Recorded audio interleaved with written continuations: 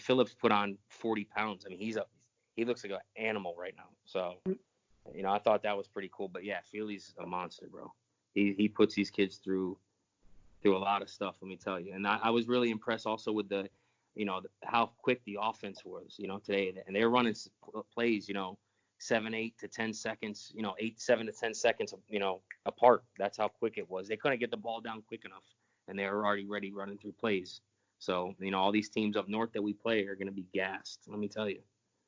So. Love to hear it, bro. Yeah. And we really need. I've been worried about our linebacking core all off season just because the injury concerns. Mm-hmm.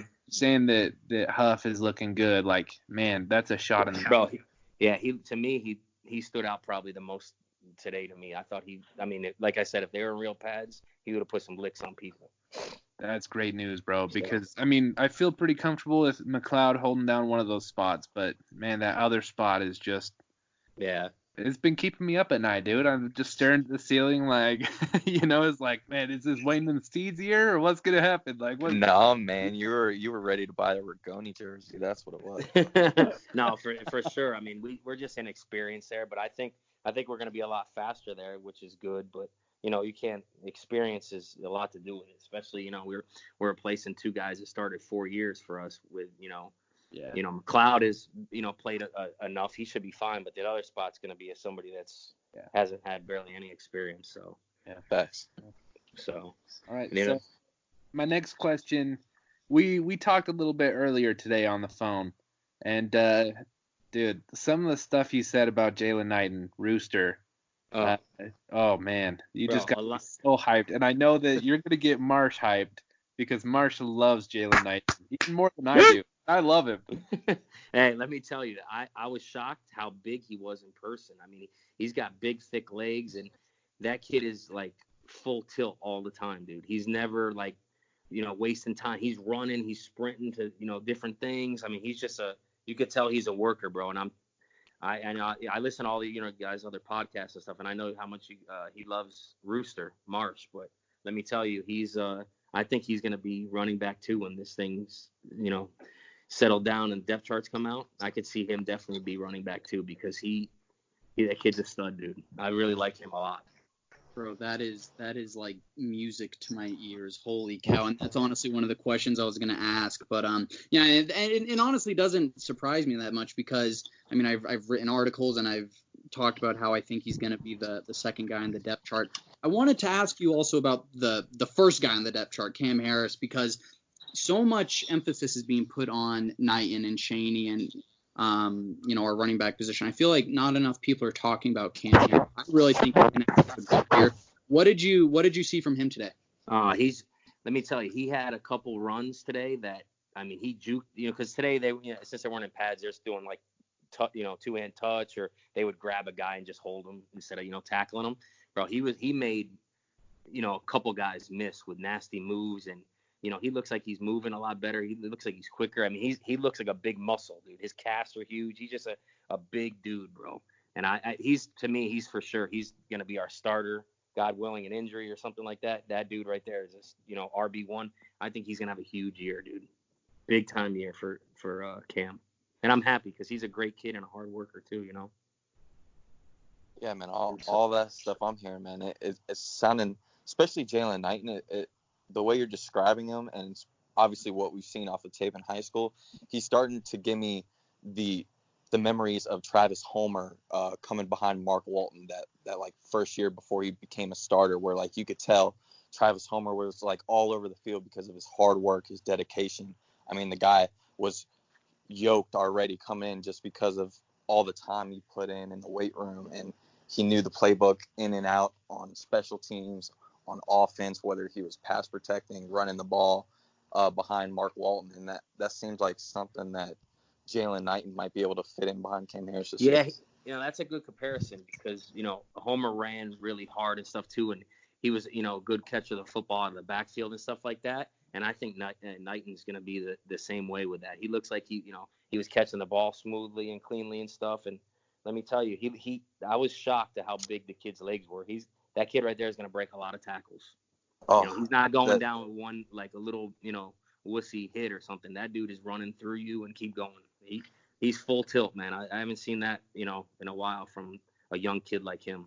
I'm telling you, I am so impressed with all this freshman class could be one of our best in a while. Believe me, I was shocked. I was just about to say that, man. Like this freshman class, not only are they holding up the standards, but you could tell they're wanting to put in all the time on and off the field. I mean, based off these interviews from Will Mallory and a couple of these other guys, it's like before and after practice, these guys like X-Man and a couple of these other guys, these guys are on the jug machines or catching balls from the quarterbacks, putting in that extra time. I mean, between that and Will Mallory saying that you can learn the formation in 15 minutes. I mean, it seems like we're going to be fast-paced with a tempo.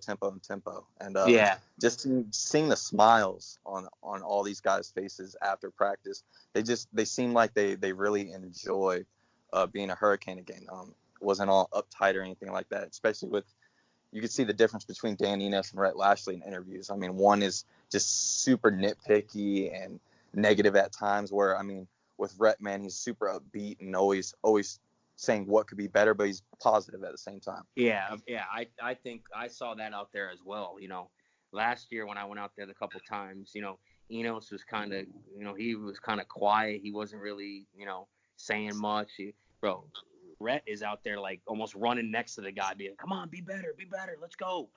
Hit the man in stride, or give him a chance. Just, give him a chance. Put it where it needs to be. Give the wide receiver a chance and stuff. I never heard any of that from Enos last year, and I loved, to me, the best.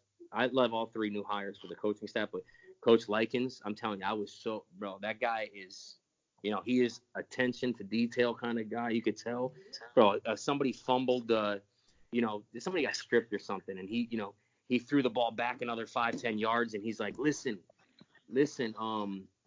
go pick it up, scoop and score. And he's like, get across the line. And he was running with him and stuff. I never saw Stubblefield do any of that either. So, and I think the kind of kids I don't know, with Stubblefield, I think he was, I think the kids got away with a lot with him. I think you're going to see a whole different animal at wide receiver, man. Yeah. You got me pumped, man. Yeah. And another thing before I forget, I don't want to forget this because I was really impressed with this. After practice today in the indoor facility, Bubba Bolden was doing drills and stuff, and I'm telling you, he looked ready to go. He's gonna be ready, bro. Barring a setback, God willing, but that dude right there is ready. He was running, cutting. I was like, man, this dude looks like he could be out there right now. So maybe it's just precautionary. He's not out there now, but I was impressed with that. So I saw Stubblefield out recruiting, wearing some Miami gear. You think he knows that we let him go yet? No, I don't. Bro, I saw that too. He's at Penn State with a Penn State recruit with a Hurricane belt. Bro. Yeah, dude, I know. Bro, that guy made enough money. I think he'd go buy another belt. I was gonna ask you if he was like standing outside the practice facility wondering why his code didn't get him in anymore. If I would have saw him, I would have told him, oh, the other door's open. Go right back, bro. What's more funnier, that or Dan Enos getting hired as a running backs coach for Cincinnati? The QB whisperer. He's a running back coach. QB whisperer. Now he's a running back coach. Go figure. So, I mean, let me tell you, I was impressed. Even like a kid like Tyler Van Dyke, bro, the kid's a monster. Let me tell you, he's so much bigger than all the other QBs. He looks like he's, 30, and the rest of the guys are like 15. Really? So, yeah, Van Dyke. And let me tell you, he was running from like drill to drill, and he was moving. Let me tell you, he was running like he looks like he moves a lot better than I thought he did. Let me tell you, and he throws a nice ball. He has a big arm. I was impressed with him too. I thought he did pretty well. So, piggybacking on that, I know it's super early and a lot of things will change, but do you have any idea? Like, do you think he has a shot at QB2? Is there anyone setting themselves apart, or you think Van Dyke has a shot at that, or is it too early for him? I think I don't know.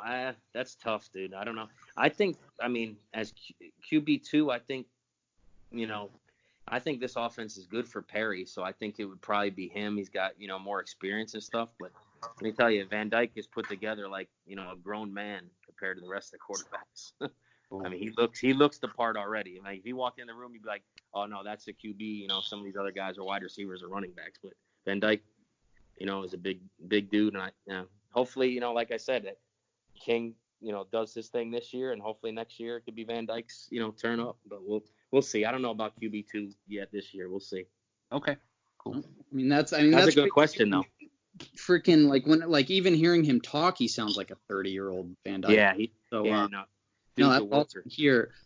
So you were, I think you said like you went to a practice last year, and I know that was it the Virginia Tech game that you were sitting behind me and yeah. And so I mean you saw me in all my misery that game, but so I wanted to ask you, is there a big difference in just like the feeling around Greentree and the facility? Like what's the feeling like? Is it confident? Is it still like skeptical or what? Like how did you feel coming away from the practice?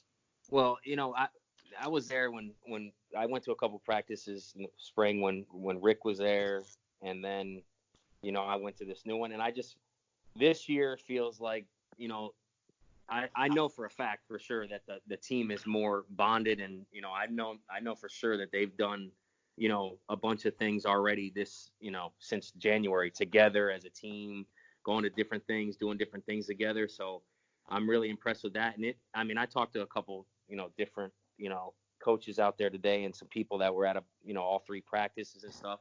And they were saying that it's different since they've been, you know, with the new coaches. And, you know, I think this year is just, you know, I don't know if it's with, you know, the new coaches, maybe some of this young freshman class that, you know, they're out to take people's spot. It looks like it doesn't look like they're saying, oh, let me learn from Pope or let me learn from, you know, McLeod. They look like they're out ready to, you know, take spots. They don't care.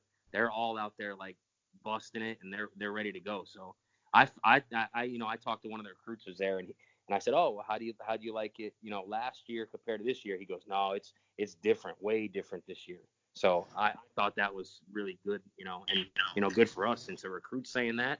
You know, I didn't say anything to him. I just say, hey, what is the difference between last year when I saw you out here and this year? And he's like, no, it's way different, way better. So I thought that was a huge positive. That's good to hear, bro. Yeah. So let me tell you, if you three guys were there, you would have been pumped. I didn't want to leave. I was about ready to go in the thing and get like a smoothie from the nutritionist. Oh man, I would have brought a sleeping bag and slept in IPF for sure. I would have asked Mars for all his gummy bears and all his gummy worms. Got a couple of Jordan's Mountain Dews, and I would have got my sleeping bag. Brad, it's funny that you said that because when I was at Publixer today, so I got something. I was like, hey, let me drink some Diet Mountain Dew to get ready for the show. I swear, my daughter goes, Dad, that's not keto.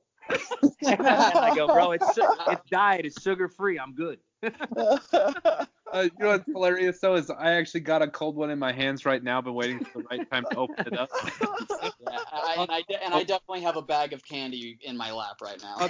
Oh man, yeah, that's awesome. Let's this real quick. Yeah, so we got that going. That's awesome. Yeah, but let me tell you, today it said it was 90 degrees out, but on the little thing is 95 degrees on the field. It was so hot on Greentree. They stayed out there. They stayed out there from like 8:15 this morning to like 11:15, 11:30, whatever it was. It was so hot out there. I mean, I got a sunburn. Hey, Cliff, man, last question for you, just to get the fans a little more hype, man. You touched on his name a little bit, and I believe we've seen a lot of his pictures on the timeline on Twitter today. But what was your thoughts on Jalen Phillips?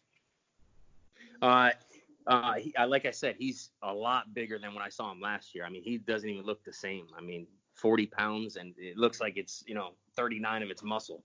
So, I mean, he looked good. I mean, I'm sure he's a little bit. I mean, he hasn't played football in almost year and a half, 2 years. So he looked like maybe a little bit out of shape, but I mean, he looked fine to me. I don't think he did anything, great, but I didn't think he looked bad either. So I think he's still, this spring practice, I'm glad that he's practicing now. So he got this spring under his belt, and then hopefully during the season, when the season starts up, he should be, ready to go right, with those other two studs that we already have.